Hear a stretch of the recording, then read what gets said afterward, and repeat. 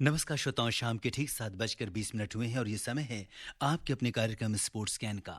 आज की sports scan के इस एडिशन के साथ मैं हूं आपका होस्ट और दोस्त सिद्धार्थ सिंह और तमाम खेल खबरों पर विस्तार से चर्चा करने के लिए हमारे साथ फोन लाइन पर मौजूद हैं वरिष्ठ खेल पत्रकार राजेश राय। राजेश, स्पोर्ट्स स्कैन कार्यक्रम में आपका स्वागत है। आप सभी को मेरा नमस्कार। और सबसे पहले नजर डालते हैं अब तक के स्पोर्ट्स हेडलाइंस पर। फ्रेंच ओपन टेनिस के महिला सिंगल्स के फाइनल में चेक गणराज्य की बारबरा क्रेजिकोवा का मुकाबला रूस की अनास्तासिया पावलुचेंकोवा से चल रहा है। फ्रेंच ओपन टेनिस में कल शाम फाइनल में दुनिया के नंबर 1 टेनिस खिलाड़ी नोवाक जोकोविच और ग्रीस के स्टेफानोस सिसिपास आमने सामने होंगे। रोम में खेले गए यूरो कप के उद्घाटन मैच में मेजबान इटली ने तुर्की को 3-0 से हराया। और विश्व टेस्ट चैंपियनशिप WTC के फाइनल में हिस्सा लेने के लिए इंग्लैंड में मौजूद टीम इंडिया की तैयारियां जोर शोर से जारी।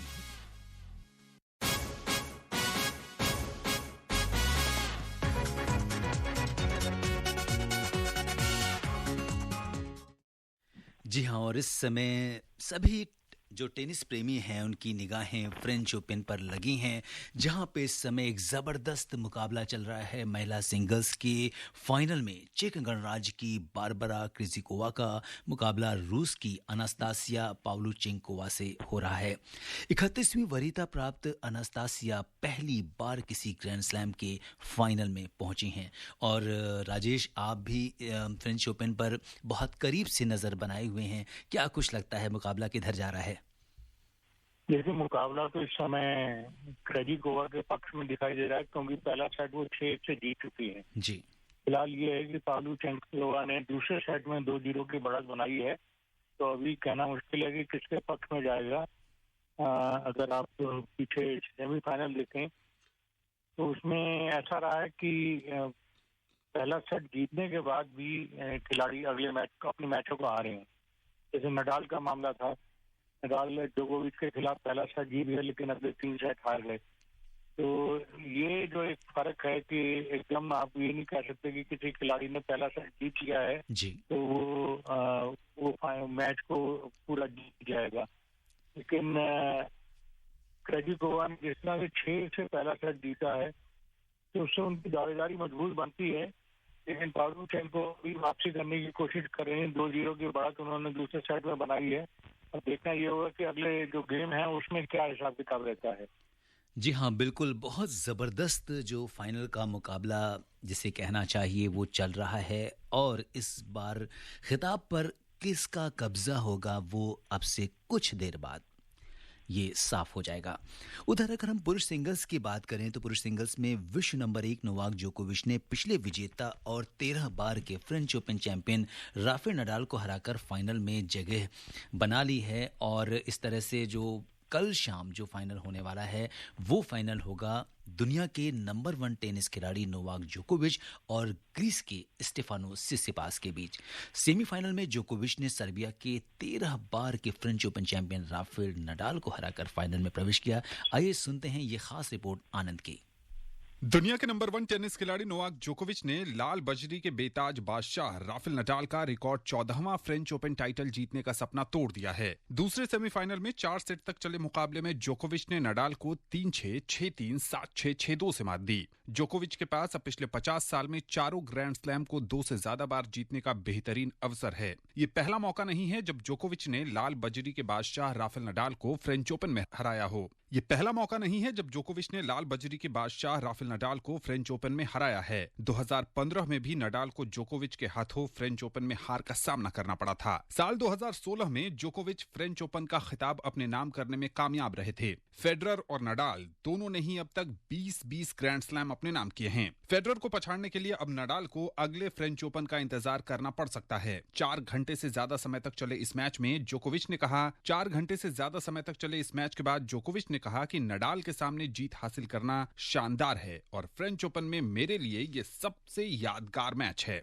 जोकोविच के पास अब फ्रेंच ओपन को अपने नाम करके अपने करियर का 19वां ग्रैंड स्लैम जीतने का बेहतरीन मौका है। इतना ही नहीं, जोकोविच अगर फ्रेंच ओपन जीत जाते हैं तो वो नडाल और फेडरर से सिर्फ एक कदम पीछे रह जाएंगे। फाइनल में जोकोविच की टक्कर ग्रीस के 22 साल के स्टेफानोस सित्सिपास से होगी। सित्सिपास के करियर का ये पहला ग्रैंड स्लैम फाइनल होगा। उन्होंने सेमीफाइनल मुकाबले में अलेक्जेंडर ज़्वेरेव को 6-3, 6-3, 4-6, 4-6, 6-3 से हराया। ये देखना दिलचस्प होगा कि अब कल के फाइनल में अनुभवी जोकोविच लाल बजरी पर अपना कमाल दिखा पाते हैं या फिर युवा सित्सिपास बाजी मारेंगे। आनंद श्रीवास्तव, स्पोर्ट्स कैन। जी हाँ राजेश, एक बहुत ही अहम मुकाबला कल हो रहा है फाइनल। हालांकि लोगों को उम्मीद थी कि इस फाइनल में नडाल पहुंचेंगे, लेकिन कल थोड़ा उलटफेर हो गया और नोवाक जोकोविच ने बाजी मार ली। क्या कुछ कहेंगे आप इस मैच पे? हाँ, ये बात बिल्कुल सही है कि लोगों को यही उम्मीद थी कि नडाल 14वीं बार खिताब जीतने के लिए फाइनल में होंगे, लेकिन जोकोविच ने जैसा परफॉर्मेंस किया, पहला सेट हार गए थे 6-3 से, लेकिन उसके बाद जो अगले 3 सेट उन्होंने जीते हैं जी, उसमें उन्होंने साबित किया है कि वो क्ले कोर्ट पे कहीं भी पीछे नहीं है। 2016 में उन्होंने खिताब जीता था और दूसरी बार ये खिताब जीतने की कोशिश में है, लेकिन सित्सिपास से उनको कड़ी चुनौती मिल सकती है। सित्सिपास को अगर आप देखें, जिस तरह से उन्होंने सेमीफाइनल में ज्वेरेव को 5 सेटों में हराया, पहले 2 सेट जीत गए, अगले 2 सेट हार गए, फिर जो डिसाइडिंग सेट था उसमें उन्होंने 6-3 से बाजी मारी। जी, तो सित्सिपास जो 22 साल के हैं, उनकी चुनौती को अंडर एस्टिमेट करना जोकोविच के लिए भी गलत हो सकता है। अगर आप देखें तो जोकोविच का सित्सिपास के खिलाफ 5-2 का कैरियर रिकॉर्ड है और पिछले साल भी सेमीफाइनल में जोकोविच ने सित्सिपास को 5 सेटों में पराजित किया था। लेकिन इस बार फाइनल की बारी है और सित्सिपास पहली बार फाइनल खेल रहे हैं और फाइनल में वो अपना बेहतरीन प्रदर्शन करना चाहेंगे कि वो पहली बार यूनान के ग्रैंड स्लैम चैंपियन बने। तो ये एक बड़ी चुनौती जोकोविच के सामने रहेगी और सित्सिपास के सामने भी ये चैलेंज रहेगा कि वो वर्ल्ड के नंबर 1 सर्बियाई खिलाड़ी का कैसे सामना करते हैं। जी हाँ, बिल्कुल इस पर पूरी उम्मीद है और बहुत ही जो जिसे कहते हैं कि इंटरेस्टिंग मैच होगा, जहां एक ओर अनुभवी जोकोविच होंगे, वहीं दूसरी ओर जो युवा खिलाड़ी हैं सित्सिपास, वो आमने सामने होंगे। टेनिस के बाद बात करते हैं फुटबॉल की। मिनी फुटबॉल विश्व कप कहा जाने वाला यूरो कप का आगाज हो गया है। इटली की राजधानी रोम में खेले गए उद्घाटन मैच में मेजबान इटली ने तुर्की को 3-0 से हराया। पहले हाफ में तुर्की ने दमदार खेल दिखाया, यही कारण था कि दोनों में से किसी भी टीम को सफलता नहीं मिली। दूसरे हाफ में इटली ने आक्रामक रुख अख्तियार कर लिया, इसका फायदा भी उसे मिला। तुर्की के मेरिया डेमरिल ने 53 मिनट में आत्मघाती गोल कर तुर्की की हार की पटकथा लिखी। इसके बाद इटली के फॉरवर्ड सिरो इमोबाइल ने 66वें मिनट में और लोरेंजो इंसिग्ने ने 79वें मिनट में गोल कर इटली को बड़ी जीत दिला दी। कोरोना संक्रमण को देखते हुए 60 साल के इतिहास में पहली बार यूरो कप 11 अलग अलग शहरों में आयोजित हो रहे हैं और अगर हम राजेश देखें तो बहुत ही फुटबॉल प्रेमियों को इस यूरो कप का बहुत बेसब्री से इंतज़ार रहता है और जितनी आसानी से आज इटली ने तुर्की पर ये जीत दर्ज की, क्या कुछ कहेंगे इसके बारे में? ये यूरो कप का आगाज तो हो गया है और इटली ने जिस तरह से तुर्की को हराया, निश्चित रूप से एक बड़ी जीत इटली के लिए 3-0 से उन्होंने पराजित किया। लेकिन अगर आप टूर्नामेंट की 16 टीमों को देखें जी, तो इसमें जो ग्रुप एफ है वो मुझे सबसे ज्यादा मुश्किल दिखाई दे रहा है। जी, इसमें फ्रांस, जर्मनी, हंगरी, जी, पुर्तगाल, फ्रांस और जर्मनी की टीमें जी, हैं। तो ये तीन चार टीमें जो हैं ये बहुत एक दूसरे के लिए बहुत कड़ी चुनौती पेश करेंगी और पुर्तगाल, फ्रांस और जर्मनी, जी, इसमें पुर्तगाल भी यूरो कप का चैंपियन रह चुका है, फ्रांस भी रह चुका है और जर्मनी, जैसा आप जानते हैं कि उसने वर्ल्ड कप में सेमीफाइनल में ब्राजील को 7-0 से पराजित किया था। जी, और हंगरी भी 50 और 60 के टाइम की एक टॉप टीम रही हुई है। तो इसे देखते हुए इस ग्रुप को बहुत टफ माना जा सकता है। खैर, बाकी हम 5 ग्रुपों को भी नजरअंदाज नहीं कर सकते। जी हाँ, सभी में अच्छी टीमें हैं और सभी टीमें राउंड ऑफ 16 में पहुंचने की पूरी कोशिश करेंगी और राउंड ऑफ 16 में पहुंचने के बाद फिर वो क्वार्टर फाइनल लाइनअप तय होगी। तो इस हिसाब से जी हाँ, बिल्कुल, ये बहुत ही इंटरेस्टिंग मैचेस आने वाले हैं और आपको ये बता दें कि अगर ग्रुप ए की हम बात करें जिसमें इटली है, वेल्स है, स्विट्ज़रलैंड है, तुर्की है, इनके मुकाबले हो रहे हैं और इस पर हमारी नज़र बनी रहेगी।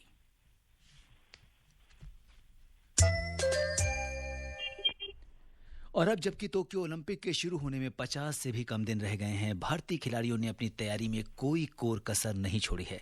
आज ओलंपिक श्रृंखला में हम बात करेंगे टोक्यो ओलंपिक में 69 किलोग्राम वर्ग में भारत की उम्मीद मुक्केबाज विकास कृष्ण की।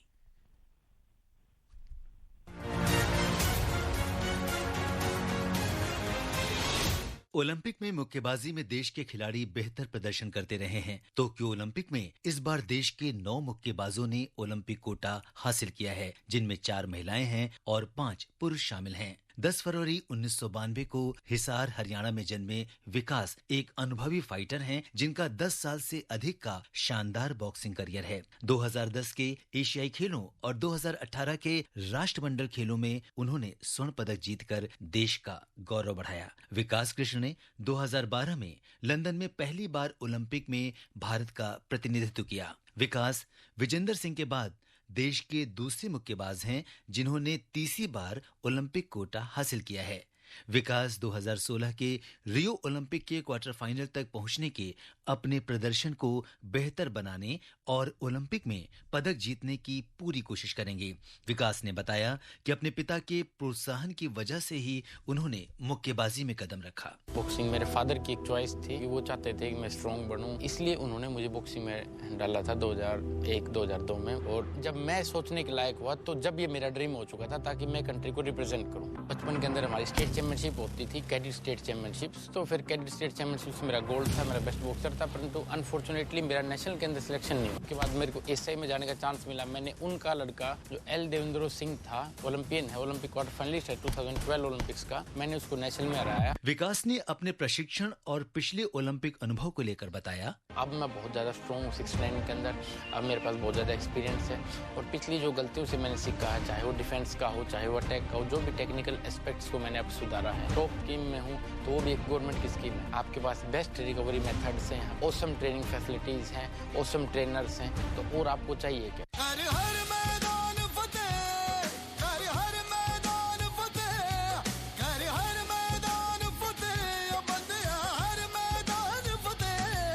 पूरे देश की शुभकामनाएं विकास कृष्ण के साथ हैं और उम्मीद है कि वो टोक्यो ओलंपिक में पदकों की उम्मीद पर खरे उतरेंगे। Siddharth Singh, sports desk.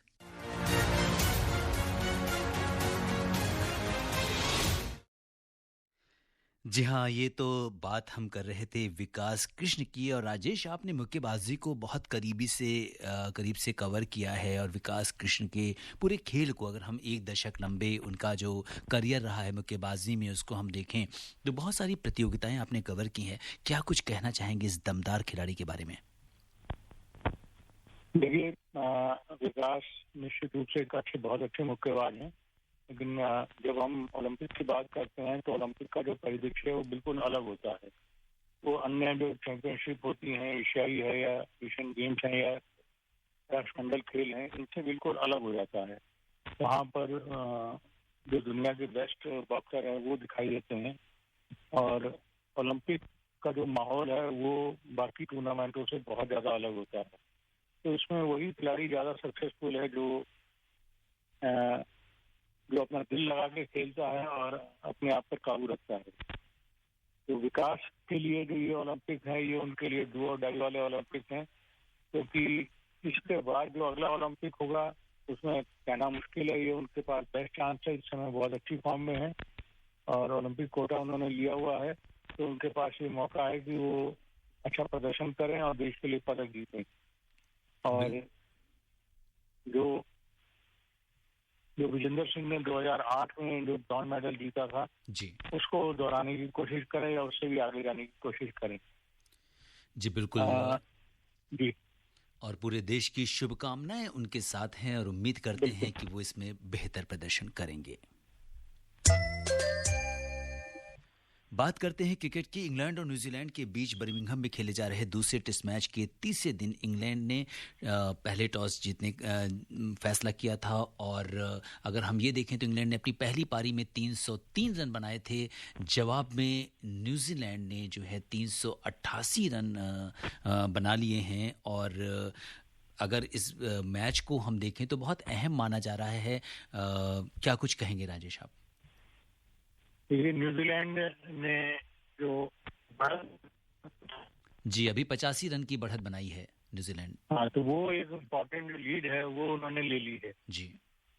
388 पर ये टीम ऑल आउट हो गई है जी और 85 रन की बढ़त है। और 50 इस टेस्ट को देखते हुए कि इंग्लैंड ने जी। हेलो हेलो राजेश, आपको हमारी आवाज आ रही है? हेलो जी राजेश। श्रोताओं, राजेश से हमारा संपर्क कभी नहीं हो पा रहा है। जैसे ही राजेश से हमारा संपर्क होता है हम इनसे दोबारा से संपर्क करेंगे। और अभी जो है फिलहाल जो न्यूजीलैंड ने इंग्लैंड के 303 रन के जवाब में 388 रन की पारी खेली है और 85 रन से आगे हैं न्यूजीलैंड इंग्लैंड से। और ये बड़ा दिलचस्प है ये मैच और देखना होगा कि आगे क्या कुछ रहता है।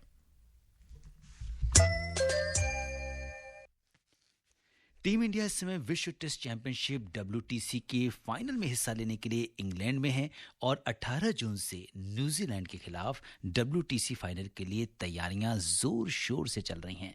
टीम इंडिया की तैयारियों को लेकर सुनते हैं हमारे सहयोगी शिव प्रकाश की ये रिपोर्ट।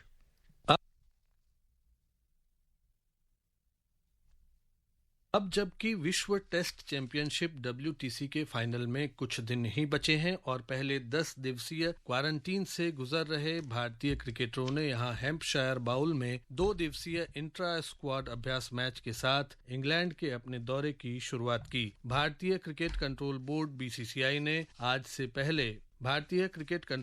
BCCI ने आज पहले दिन के खेल के खास पलों की तस्वीरें और एक वीडियो जारी किया है। ये मैच कल शुरू हुआ है। भारत के कप्तान विराट कोहली बल्लेबाजी करते हुए, बचाव करते हुए और अपने पैर की उंगलियों से गेंद को क्लिप करते हुए दिखाई दे रहे हैं। साथ ही शुभमन गिल और विकेटकीपर बल्लेबाज ऋषभ पंत बड़ा शॉट लगाते हुए दिखाई दे रहे हैं। तेज गेंदबाज जसप्रीत बुमराह, मोहम्मद शमी, ईशांत शर्मा और मोहम्मद सिराज गेंदबाजी करते नजर आ रहे हैं। नए खिलाड़ी अर्जन नागवासवाला भी एक्शन में नजर आ रहे हैं। स्पिनर आर अश्विन भी हाथ घुमाते नजर आ रहे हैं। इस वीडियो से पता चलता है कि पंत ने शानदार पारी खेली है क्योंकि उन्हें जश्न में अपना बल्ला उठाते हुए दिखाया गया है। भारतीय टीम इंग्लैंड के 3.5 महीने के दौरे पर है, जहां वो 18 जून से न्यूजीलैंड के खिलाफ WTC फाइनल खेलेगी और फिर अगस्त-सितंबर में 5 टेस्ट मैचों की सीरीज खेलेगी। कोविड-19 महामारी के कारण भारत को पहले की तरह किसी भी स्थानीय क्लब या काउंटी टीम में खेलने की अनुमति नहीं है।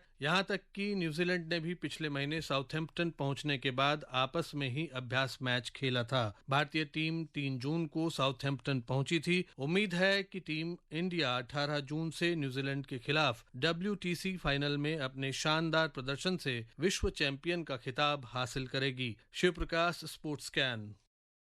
और इस बीच राजेश से हमारा संपर्क दोबारा हो गया है। राजेश, हमने बात करी कि किस तरह से टीम इंडिया इस समय WTC विश्व टेस्ट चैंपियनशिप के फाइनल में हिस्सा लेने के लिए अपनी तैयारियां जोर शोर से कर रही है। देखिए, विश्व टेस्ट चैंपियनशिप का जो फाइनल है बड़ा ही इम्पोर्टेंट है और इस लंबे फॉर्मेट के हिसाब से इसे अगर एक वर्ल्ड कप का रूप दिया जाए तो गलत नहीं होगा। जी बिल्कुल। और भारतीय जो टीम है इसके लिए समय से वहाँ पहुंची हुई है।